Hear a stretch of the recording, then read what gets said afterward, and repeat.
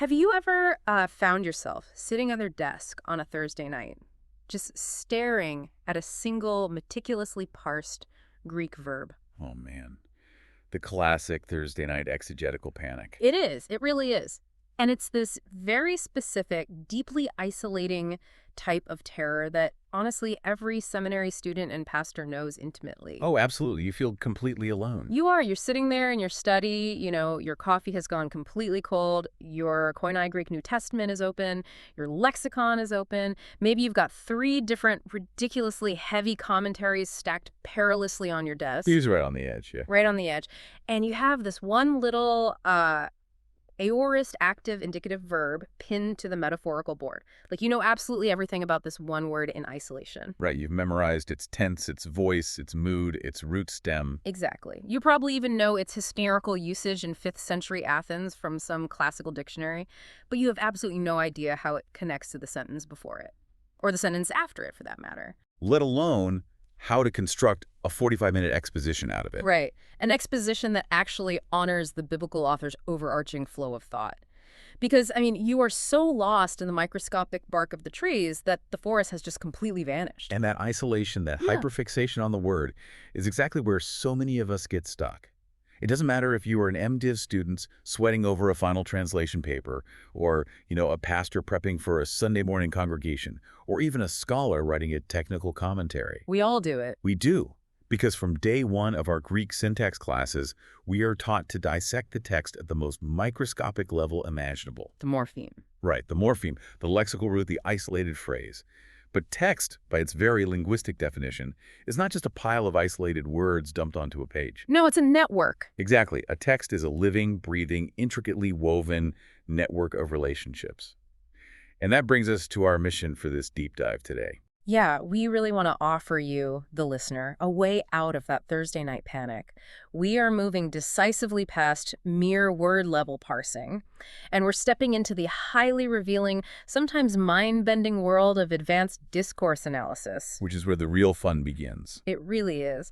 Specifically, we are synthesizing the systemic functional linguistics, or SFL, as we will refer to it today, which was developed by M.A.K. Halliday and Hasan. Right, 2 absolute titans in the linguistics world. Yeah, and we are going to look incredibly closely at Chapter 8 of their groundbreaking work, Cohesion in English, which focuses on the rigorous analysis of cohesion. But, and this is crucial, we're not going to leave this purely in the theoretical realm of secular English linguistics, even though the theory is vital. Right, because that wouldn't help the pastor on Thursday night. Exactly. So we are taking Halliday and Hasan's framework and bridging it directly into a practical discourse analysis of the Greek New Testament. We want to observe how these abstract linguistic principles map onto and illuminate Johannine literature specifically. By the time we finish today, we want to show you exactly how understanding this invisible linguistic architecture completely changes how you read, how you translate, and most importantly, how you preach the biblical text. It really is a game changer. It is. We are going to build a framework that takes that frustrating, isolated Greek verb and turns it into a glowing node on a massive interconnected web of theological meaning. So, pull up a chair, grab a fresh cup of coffee, and let's start untangling the text. I love that. So, to lay a proper foundation, we really have to establish the theoretical core of what Halliday and Hasan are actually doing in Chapter 8 of their work. The ground rules, basically. Right. And it begins with a fundamental and sometimes slightly uncomfortable distinction between explanation and interpretation. Wait, let me stop you there. Because the moment we open a commentary or a linguistic tool in biblical studies, our default expectation is always interpretation. Oh, 100%. Right. Like, we want the tool to tell us, what does this passage secretly mean? We want the hidden theological gem that's going to blow our congregation's minds. And that expectation is exactly what Halliday and Hasan address right out of the gate. They state unequivocally that analyzing the cohesion of a text does not give us a new interpretation of that text. So no secret Gnostic codes? No secret codes. It does not uncover some hidden meaning that, centuries of church history have somehow completely missed. Furthermore, it does not act as a literary critic. It doesn't judge whether a text is aesthetically good or bad. Okay, so if cohesive analysis isn't giving us a new interpretation, and it isn't evaluating the literary quality, what is the actual utility here? I mean, why should a busy pastor or a stressed-out MDiv student spend hours doing this kind of intense structural analysis? Because what cohesive analysis does provide is an empirical, highly objective explanation of how and why a text means what it already means. Okay, unpack that a bit. How and why it means what it means. It explains the underlying mechanics of why a text possesses what linguists call texture. Texture, I like that word. It's a great term. Texture is the defining quality that makes a sequence of sentences function as a unified, cohesive text rather than just a random, chaotic jumble of disconnected thoughts. So it's the glue. Exactly. Think about your own experience reading the New Testament.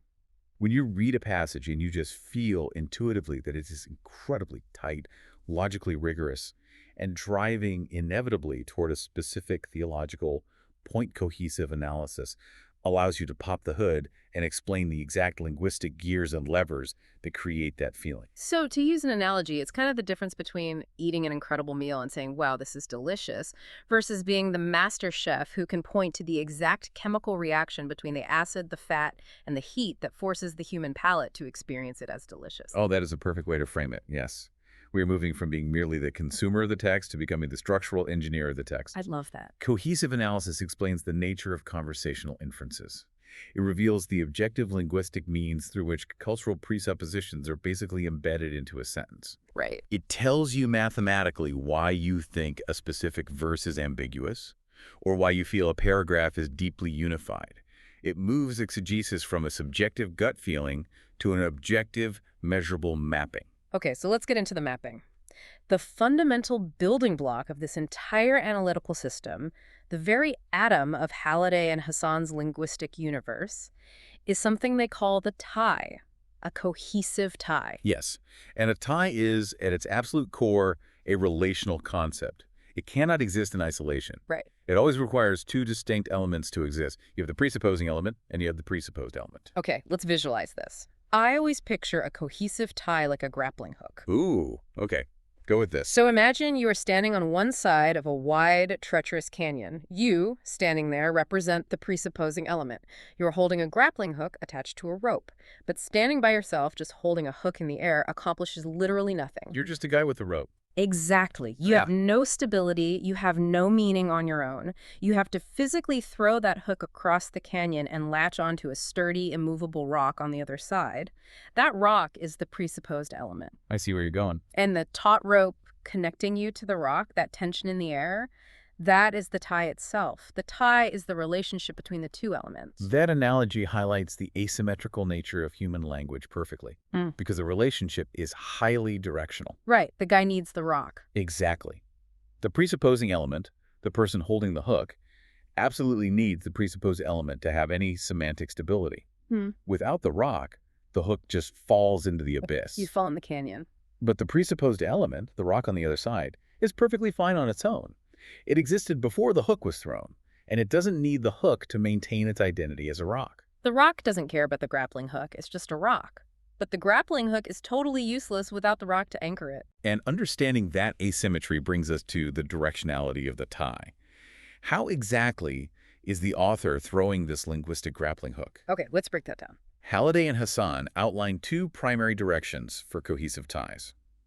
The first, and statistically by far the most common in almost any language, is the anaphoric tie.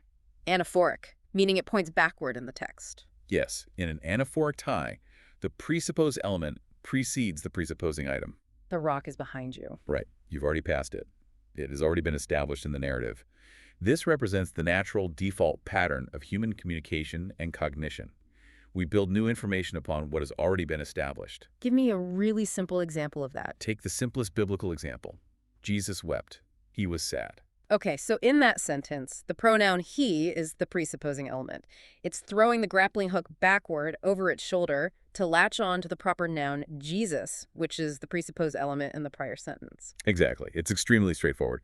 But, language isn't always so straightforward. Thankfully, or we'd be out of a job. True. Which brings us to the second direction. This one is far less frequent, but it possesses an incredibly powerful rhetorical effect when deployed. and that is the cataphoric tie. Cataphoric, pointing forward. Yes. So, going back to our canyon analogy, you aren't throwing the hook backward to a rock you've already passed. You are throwing the grappling hook forward into this dense, impenetrable fog, hoping it catches onto a rock you haven't even seen yet. And that creates a profound sense of unresolved tension in the reader's mind. In a cataphoric tie, the presupposed element actually follows the presupposing item. So you get the hook before the rock. Right. The reader is handed a cohesive element, a pronoun, maybe a demonstrative, Yeah. but has to wait, holding that psychological tension to find out what it actually refers to. I would imagine, purely from a cognitive load perspective, that Halliday and Hasan note cataphoric ties have to be relatively immediate. Like if an author throws a grappling hook 50 sentences forward into the fog, the reader's brain will simply drop the rope. The tension can't be sustained that long. No, it really can't. It usually has to resolve in the very next clause or sentence. Right. To illustrate how viscerally effective this short-range cataphoric tension can be, the source text actually provides a brilliant analysis of a poem by John Wayne called The Bad Thing. Oh, let's look at that. Let's look at the opening stanza to see how cataphoric reference creates a tangible psychological effect. The poem begins like this. Sometimes just being alone seems the bad thing. Solitude can swell until it blocks the sun. Let's pause right on that first line. The bad thing. That specific phrasing, utilizing the definite article the. Right. The phrase the bad thing functions anaphorically in one sense, referring backward to the general concept of being alone. Sure. But Halliday and Hasan point out that the continued repetitive use of the definite article the in the bad thing throughout the poem simultaneously acts cataphorically. It points forward into the fog. Exactly. It suggests to the reader that there is a specific, impending, monstrous entity hovering just out of sight ahead, contrasting with the general, abstract qualities of solitude. Wow, that changes the entire psychological reading of the poem. Because later in the text, Wayne writes, "Then you think, the bad thing inhabits yourself. The high shelf, where you stacked the bad thing, hoping for calm, broke, it rolled down, it follows you to the end." Notice the brilliant interplay of directionality there. It's incredible. By utilizing cataphoric and anaphoric ties simultaneously, Wayne forces the bad thing to feel abstract, like a general sense of dread, while also making it highly concrete, like a heavy, physical object rolling off a shelf and literally hunting you. And the linguistic coding reflects that. It actually reinforces the psychological terror of the poem. It does. The sense of impending doom isn't just an artistic flourish. It is mathematically traceable in the forward-leaning directional ties of the grammar itself. This proves a massive point for anyone studying text, especially pastors. This kind of discourse analysis isn't just doing dry, boring algebra on poetry. The structure is the art. Yes. The structure dictates the feeling. If you change the direction of the tie, you change the emotional resonance of the entire stanza. And that realization opens up a much larger conversation, I think, because a text, especially a biblical text, is rarely just a simple chain of adjacent sentences pointing neatly to one another in a straight line. Oh, definitely not. Human language is infinitely more complex than a straight line. I mean, if every cohesive tie simply pointed to the word immediately preceding it, our literature would read like a primary school phonics book. See the dog is brown, he is running. Exactly. Real sophisticated text weaves. It loops back on itself. It skips over massive amounts of unrelated information. And this introduces the concept of cohesive distance, which is arguably the most vital architectural feature we need to master today. Cohesive distance, the architecture of meaning. Let's dig deeply into this because Halliday and Hasan categorize cohesive distance into 4 main scales. Let's walk through these slowly. This is where the rubber meets the road for actual biblical exegesis. Okay, the first and cognitively the simplest is the immediate tie, which they code mathematically as a 0. Distance 0. Right. This means the presupposed item is located in the contiguous immediately preceding sentence. Sentence 2 points directly to sentence 1. There is absolutely no intervening material. So that's your standard adjacent grappling hook. Very straightforward, very little cognitive strain on the reader. But then we introduce distance. The second category is the mediated tie, which they code with an M. Yes. A mediated tie relies on a continuous chain of intermediate presuppositions. Okay, explain that. Well, the final target you were trying to reach is several sentences back in the text, but you arrive there by hopping backward across a series of stepping stones. I see. You have intermediate sentences that contain an item, which is both presupposed by the sentence after it and presupposing the sentence before it. It's a daisy chain of meaning.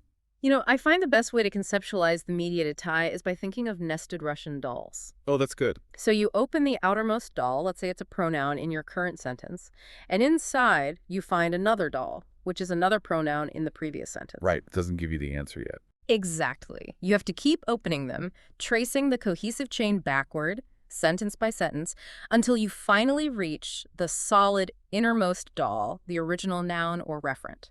The absolute key here is that every single sentence in between participates actively in the chain. That analogy holds up perfectly. But what happens to the reader's brain when the intervening sentences don't participate in the chain? This is where it gets crazy. It does. That brings us to the third distance. The remote or non-mediated tie coded with an N. In a remote tie, the presupposed item is located farther back in the text, but the sentences in between have absolutely nothing to do with the cohesive chain. Nothing at all. They're completely unrelated syntactically. This is honestly my absolute favorite kind of linguistic tie. I always compare the remote tie to a recurring musical motif in a massive symphony. Okay, let's hear it. Imagine you are listening to a piece and you hear this beautiful, distinct, soaring French horn melody in the first movement. Okay, I hear it. Then, for the entire second and third movements, that French horn melody completely vanishes. It's just gone. Gone. The orchestra is playing totally different themes, different tempos, exploring completely different harmonic landscapes. But then, right at the climax of the fourth movement, that original soaring melody strikes back with massive, overwhelming force. I love that. Right. The intervening movements didn't participate in the melody at all, but the return of the melody bridges the entire symphony together into one cohesive masterpiece. Linguistically speaking, when an author deploys a remote tie, they are doing exactly that. They are forcing the reader to hold a specific concept in their working memory while simultaneously navigating completely unrelated material, only to powerfully reconnect that concept later. It requires a high degree of cognitive engagement from the reader. It really does. And finally, just to complete the scale, you can have a tie that is both mediated and remote, coded as M plus N. So a hybrid. Yes. This is a complex chain where you have some stepping stones, but the chain also leaps over sentences that don't participate at all. Okay, to really ground these abstract concepts, because I know we're throwing a lot of theory out there, let's explore the example Halliday and Hasan use from Lewis Carroll's Alice in Wonderland. Oh, this is a brilliant, slightly chaotic illustration. It really shows how these distances work in a real narrative flow. It really does. So let's trace the text step by step. Sentence 1. The last word ended in a long bleat, so like a sheep that Alice quite started. Sentence 2. She looked at the queen, who seemed to have suddenly wrapped herself up in wool. Sentence 3. Alice rubbed her eyes and looked again. Sentence 4. She couldn't make out what had happened at all. Sentence 5. Was she in a shop? Okay, let's play your Russian doll game here. Let's do it. Let's look at sentence 5. Was she in a shop? We have the pronoun she. Okay, to resolve the identity of she, the reader's brain automatically looks at the immediately preceding sentence, sentence 4. She couldn't make out what had happened at all. So sentence 5 points to sentence 4. But sentence 4 just hands us another pronoun, another she. It's a mediating item. It doesn't give us the actual identity. We haven't found the innermost doll yet. We have to keep opening them. Right. So sentence 4 points back to sentence 3. Alice rubbed her eyes. Finally, we hit the solid target. The noun, Alice. Exactly. So the she in sentence 5 is a mediated tie. It mediates backward through sentence 4 to finally arrive at sentence 3. Every single sentence in that sequence participated in resolving the identity of Alice. But then the text does something structurally wild. We get to sentence 7. Lewis Carroll writes, rub as she would, she could make nothing more of it. Let's isolate the clause. Rub as she would. If you took that clause entirely out of context, it would be utterly uninterpretable. Totally. Rub what? A magic lamp? A stain on a shirt? A piece of wood? It requires a strong lexical tie to have any meaning at all. It must cohere with the phrase, Alice rubbed her eyes. But where is that phrase located in the text? It's all the way back in sentence 3. Oh. Now look at the sentences bridging the gap sentences 4, 5, and 6. They're talking about Alice not understanding what happened, wondering if she was in a shop, and noticing a sheep sitting on a counter. They have absolutely nothing to do with the physical action of rubbing eyes. They are entirely non-participating sentences. They are the middle movements of the symphony playing a totally different tune. Exactly. Therefore, the tie between rub as she would in sentence 7 and Alice rubbed her eyes in sentence 3 is a remote tie. The grappling hook skips over the intervening material entirely. It's flying over the fog. And Halliday and Hasan point out that to fully code sentence 7, you actually have a heavily complex, mediated and remote situation occurring simultaneously. How so? While the she in sentence 7 mediates back through the she's in sentences 6, 5, and 4 to eventually get to Alice, well, the verb rub remotely jumps all the way back to sentence 3, completely ignoring everything in between. I mean, think deeply about why Lewis Carroll constructs the grammar that way. It creates this dizzying, disorienting, slightly frustrating cognitive effect on the reader, which is exactly how Alice is feeling in Wonderland. The linguistic structure forces the reader's brain to jump around erratically, mimicking Alice's own internal confusion. The grammar is a mirror of the narrative reality. It's beautiful. It is. Which brings us to the most practical question of this methodology. How do we actually map this out on paper? Right, because if I am a scholar or a pastor and I want to do this kind of rigorous discourse analysis on a biblical text, what am I actually writing down in my notebook? Right. If I'm an MDiv student and my professor hands me a passage and says, map the cohesive ties in this pericope, what system am I using? What's the code? Halliday and Hasan provide a highly detailed primary alphanumeric coding scheme.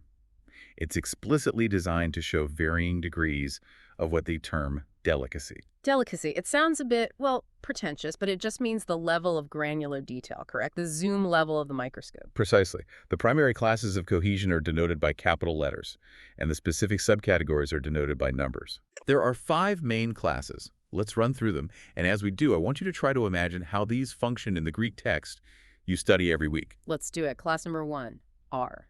R stands for reference. This is how items point to other items for their identity. It includes pronominals like he, she, it, which are coded as R1. Simple enough. It includes demonstratives and the definite article like this, that, or the, coded as R2. And it includes comparatives like same, similar, or different, which are coded as R3. Okay, next we have the letters S and E. S stands for substitution and E stands for ellipsis. They function very similarly in the text, replacing or entirely omitting elements that the reader is expected to supply from context. So leaving a blank space for the brain to fill. Right. They are subcategorized into nominal substitution or ellipsis, which is S1 or E1, verbal, which is S2 or E2, and clausal, which is S3 or E3. I definitely want to circle back to ellipsis when we look at the Greek dialogue later, because omission in Greek is fascinating. But moving on to the 4th class, we have C. C is for conjunction. Now, this is crucial. This isn't just about spotting the word and. This is how clauses are logically, philosophically linked together. The structural glue. Additive conjunctions, which simply add information like and, are C1. Adversative conjunctions, which introduce friction or contrast like but or however, are C2. Okay.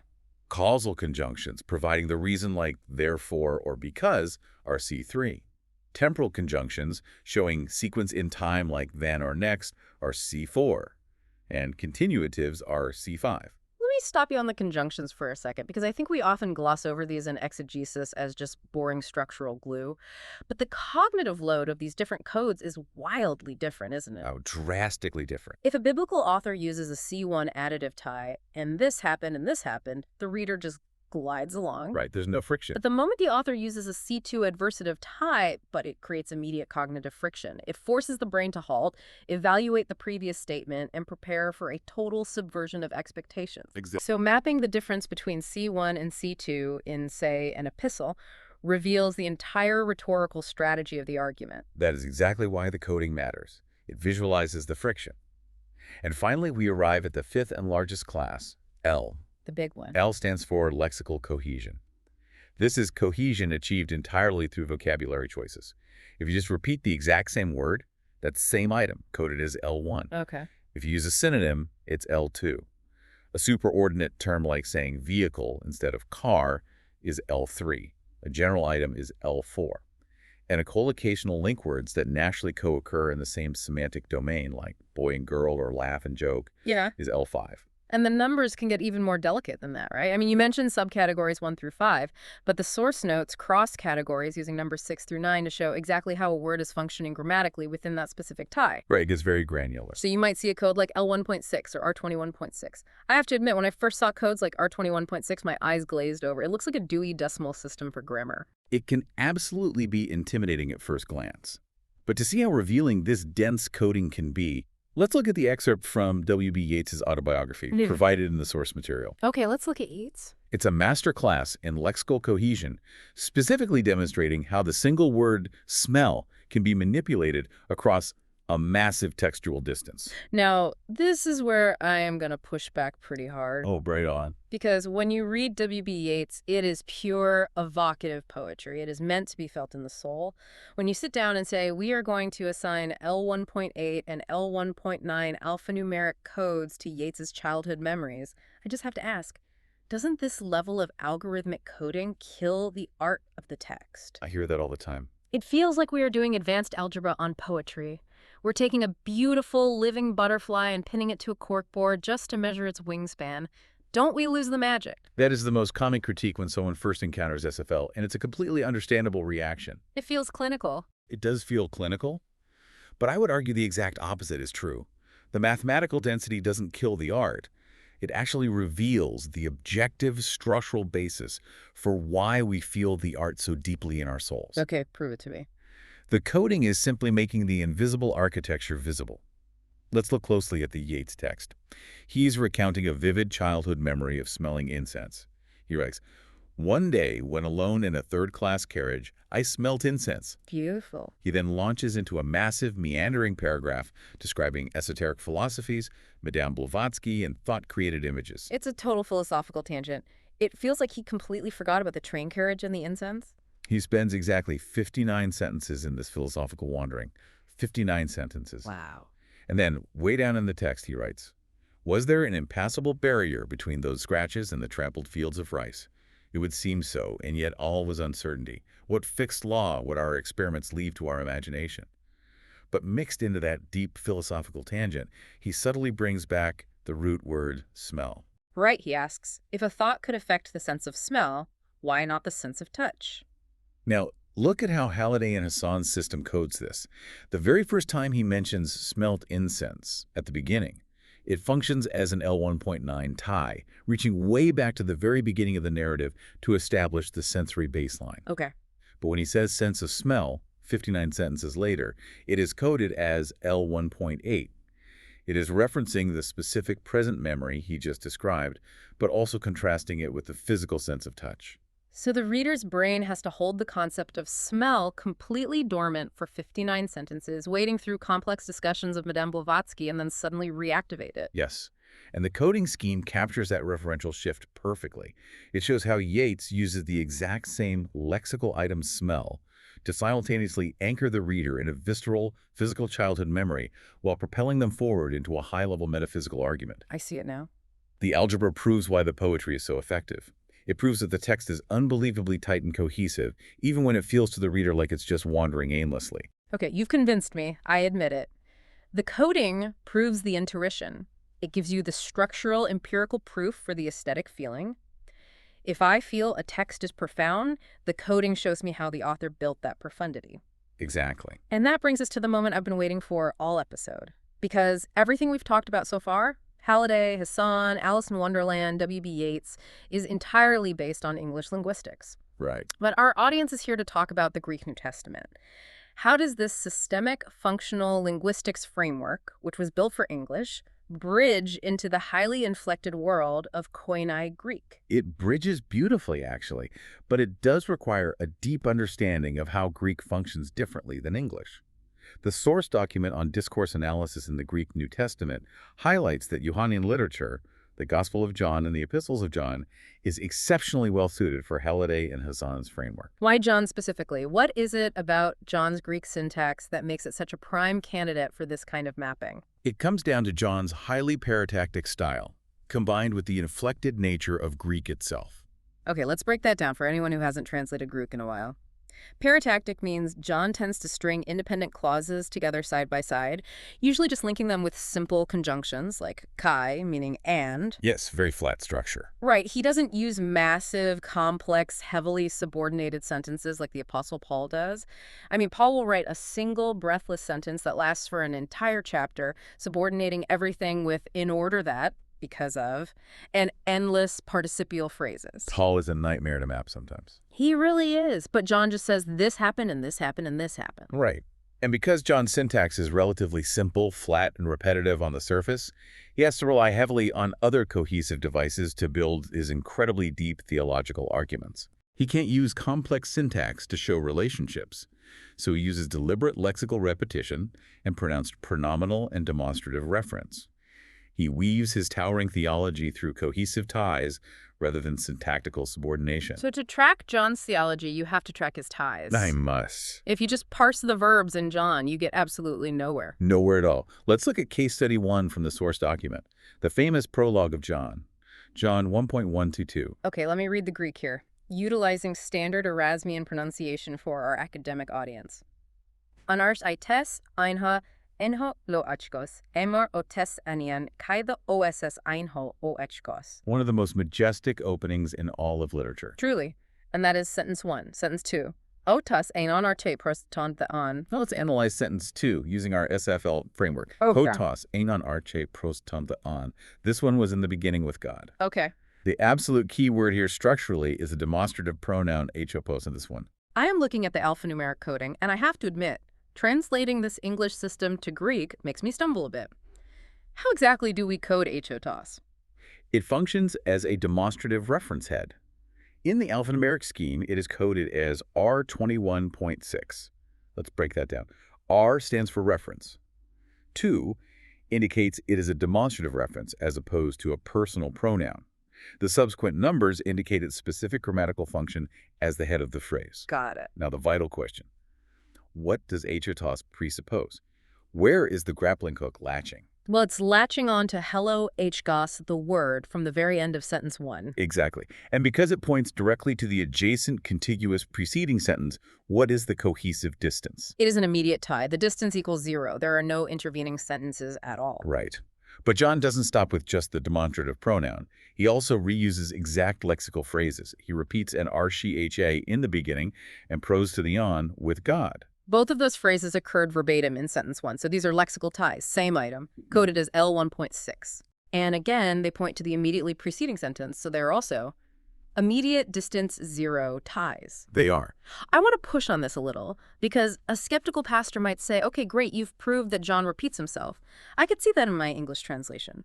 Why does it matter that Justin uses an R21.6 tie and 2 L1.6 ties, all with a distance of 0, right at the start of his gospel? What is the actual payoff for the pulpit? The payoff is understanding the texture it creates in the minds of the original audience. By using such incredibly tight, immediate, overlapping, cohesive ties, John creates a slow, highly structured, almost meditative opening. Meditative. Yes. He forces the reader to dwell on 3 concepts: the Word, the beginning, and God. He is intentionally looping the concepts back on themselves, creating this dense linguistic knot before he allows the narrative to move forward into creation. Wow. The cohesive density is the literary equivalent of a grand, sustained organ chord before the choir starts singing. You feel the massive weight of the theology specifically because of the immediate ties. That is beautiful. It actually changes how you would read it out loud from the pulpit. You wouldn't rush through it like a list of historical facts. You would read it with the deliberate, heavy looping that the syntax demands. Absolutely. But John doesn't just use immediate ties. Let's move to case study 2 and look at how he builds arguments across multiple verses using remote and mediated ties. We're jumping over to his epistle, 1 John 1.5 to 7. This passage is an absolute masterpiece of lexical chaining. Let's trace the argument verse by verse. Sentence 5 establishes the core theological premise. God is light, phos, and in him is no darkness, scotia, at all. Okay, phos and scotia. Light and darkness, the central binary of Johannine theology. Then we move to sentence 6. If we say we have fellowship with him while we walk in darkness, scote, we lie and do not practice the truth. Let's pause right there and parse the cohesive ties in sentence 6. Well, I see an immediate lexical tie right away. Scote, darkness, presupposes scotia, darkness in sentence 5. That's a lexical reiteration, L1.6, with a distance of 0. It is immediate. Good. And there's also a pronominal tie, fellowship with him, Otto. The personal pronoun Otto presupposes ho theos, God, in sentence 5. Right. That is reference R13.6 or R11.6, depending on how deeply you classify the masculine or neuter aspect in context.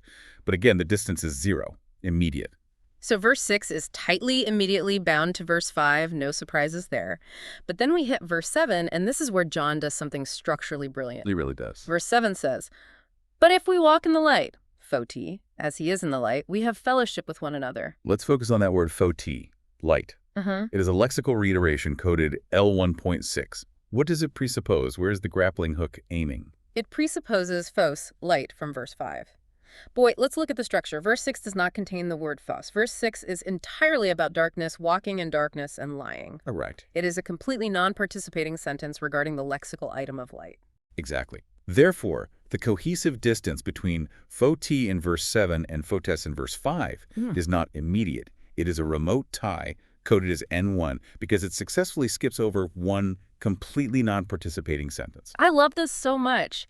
Think about the literary and theological effect John is achieving here. It's stunning. John introduces the pure concept of light in verse 5. Then in verse 6, he plunges the reader into a sentence entirely about walking in darkness and lying.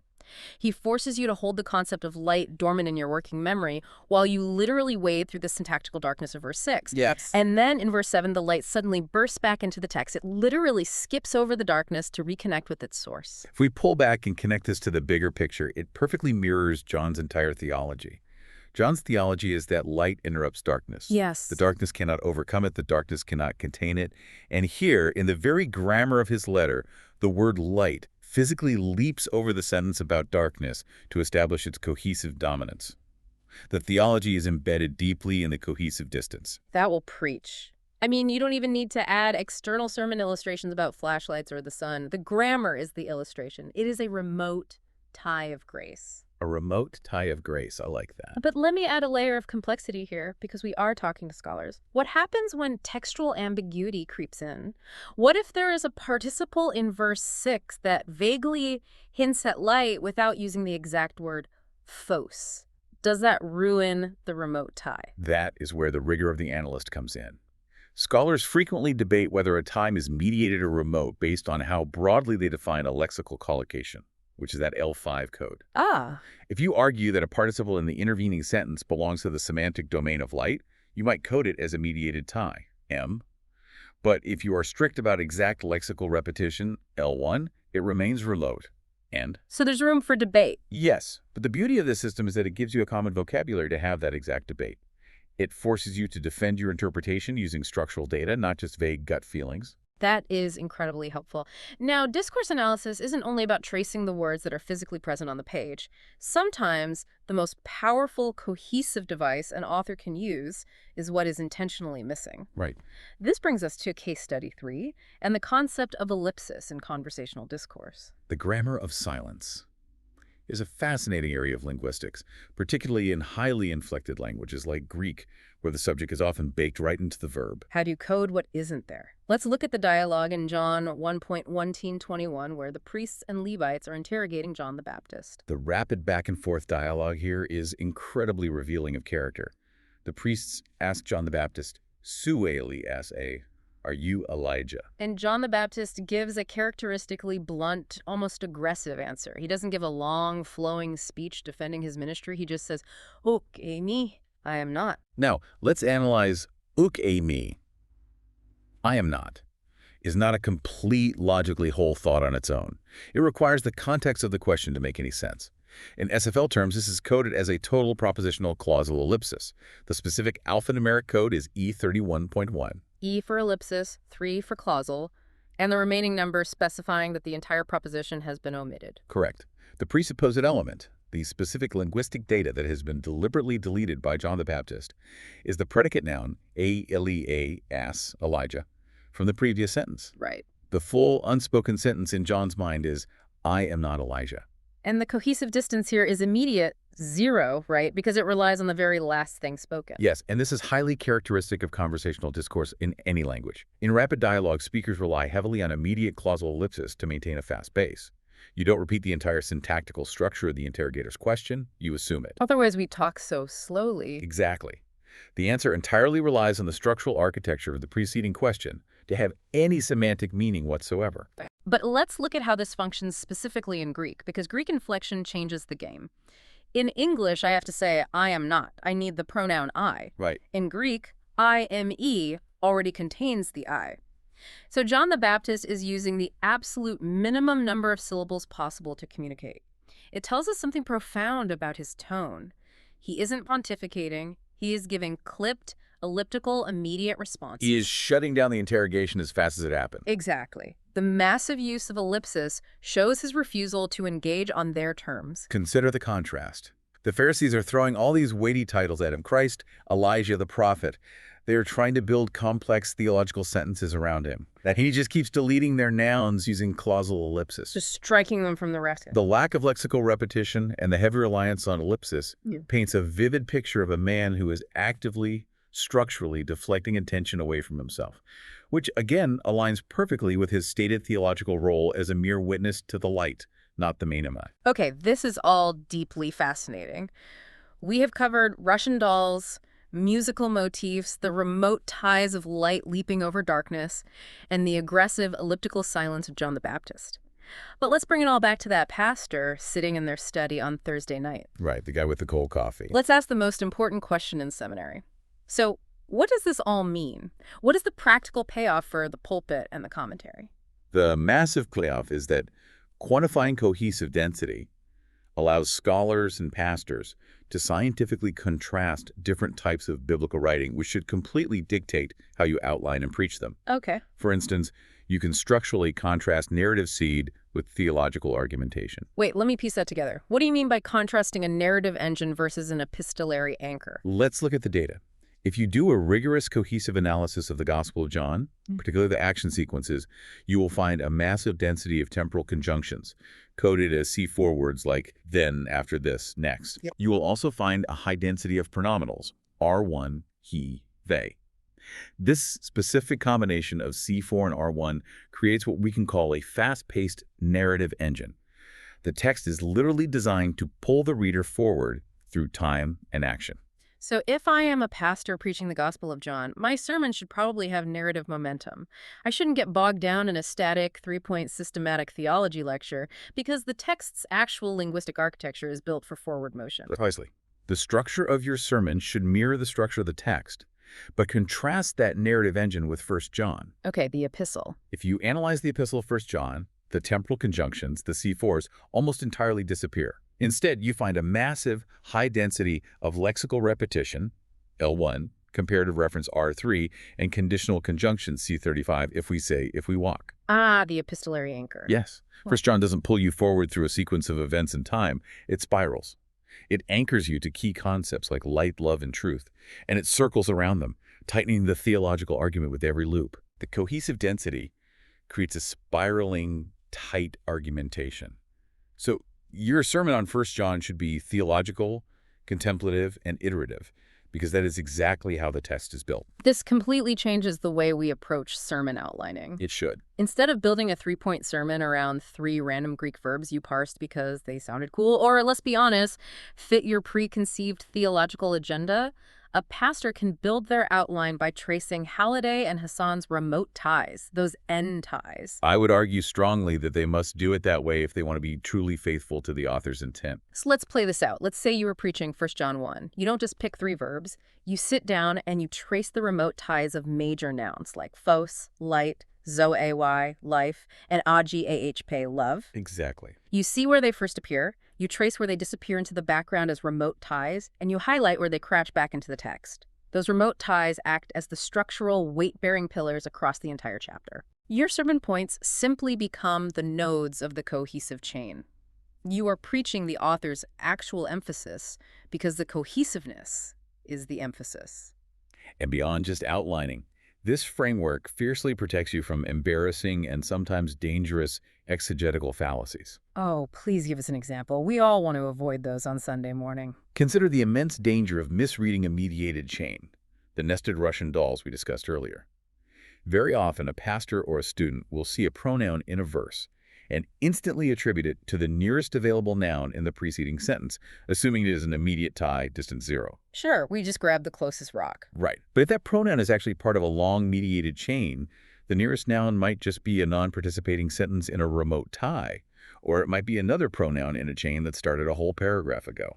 I see exactly where this goes wrong. If you don't trace the M chain all the way back, opening every single Russian doll meticulously, you might end up preaching a 45-minute sermon, attributing a specific action to the Holy Spirit when the underlying grammar is actually pointing back to the Apostle Paul as the referent, or vice versa. Exactly. Forcing yourself to code the ties, to explicitly ask, is this an immediate, mediated, or remote tie, prevents you from making sloppy, dangerous assumptions about antecedents. To the safety net. It is. It forces you to trace the unbroken chain all the way back to the original solid referent.